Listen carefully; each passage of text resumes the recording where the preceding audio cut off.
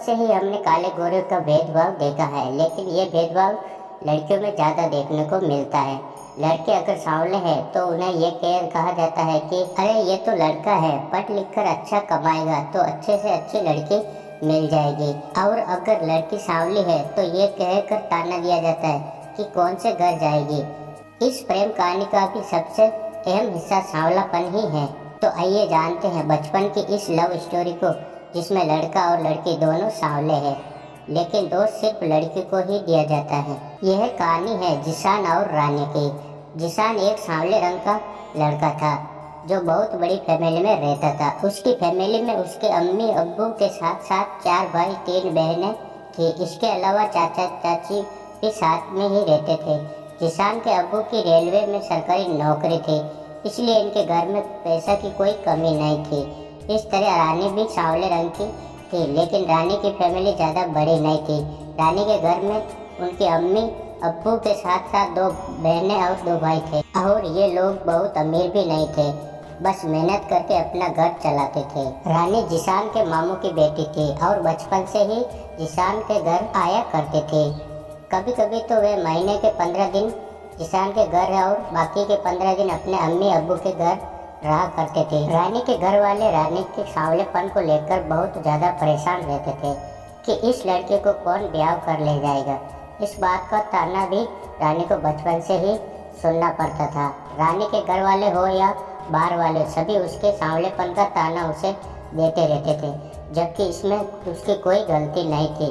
इन सब से रानी परेशान रहती थी, लेकिन फिर वे सबकी बातें सुन सुनकर इन बातों की आदी बन चुकी थी और सारी बातों को इग्नोर करने लगी थी।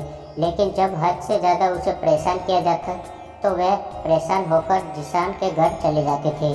जिशान के घर पर रानी को बहुत अच्छा लगता था।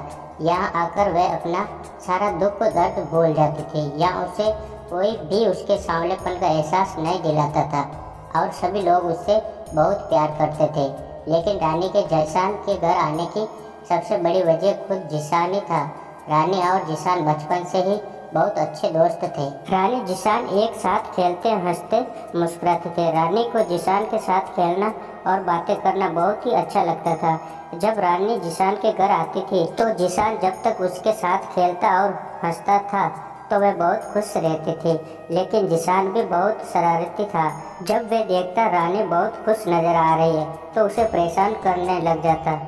कभी उसकी चोटी खींचकर भाग जाता तो कभी उसका अजीब शक्ल बनाकर चिढ़ाने लग जाता था। कभी उसे पंच मारकर भागता तो कभी उसकी चंपलें छुपा देता था। जब रानी बहुत ज़्यादा परेशान और मायूस हो जाती तो फिर जिशान उसे मनाने के लिए खुद भी परेशान हो जाता, और जब रानी को गुस्सा कम नहीं होता तो वह उसको मनाने के लिए कान पकड़कर माफ़ी मांगता था, और अगर फिर भी ना मानती तो वह चॉकलेट खरीदकर उसे लाकर देता।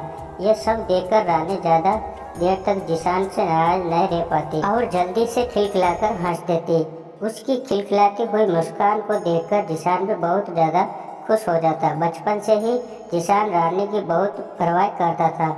अगर उसके बारे में या उसके सांवलेपन के बारे में कोई उसे बुरा कह देता तो जिशान उससे लड़ जाता और उसे मुंह तोड़ जवाब दे देता।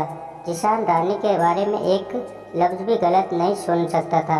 ये देखकर रानी भी बहुत खुश रहती थी। जिशान के घर उसमें उसके बड़े भाई की शादी होने वाली थी, इसलिए रानी शादी वाले घर में कुछ दिन पहले से ही रहने आई थी।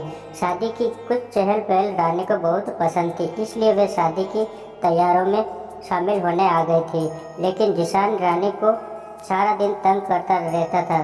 कभी कभी तो रानी को बहुत ही ज़्यादा गुस्सा आ जाता था। एक दिन तो ऐसा हुआ कि जिशान को अपनी हरकतें पर बहुत ही ज़्यादा पछतावा हुआ और सबसे उसे डांट भी पड़ी। जिशान रानी को तंग कर रहा था, उसे बार बार छेड़ रहा था। उससे जान छुड़ाने के लिए रानी ने खुद को एक कमरे में बंद कर लिया और खिड़की से उसे चिढ़ाने लगी। जिशान उसे डराने के लिए एक लोहे का सरिया ले आया और खिड़की से डालकर उससे डराने लगा।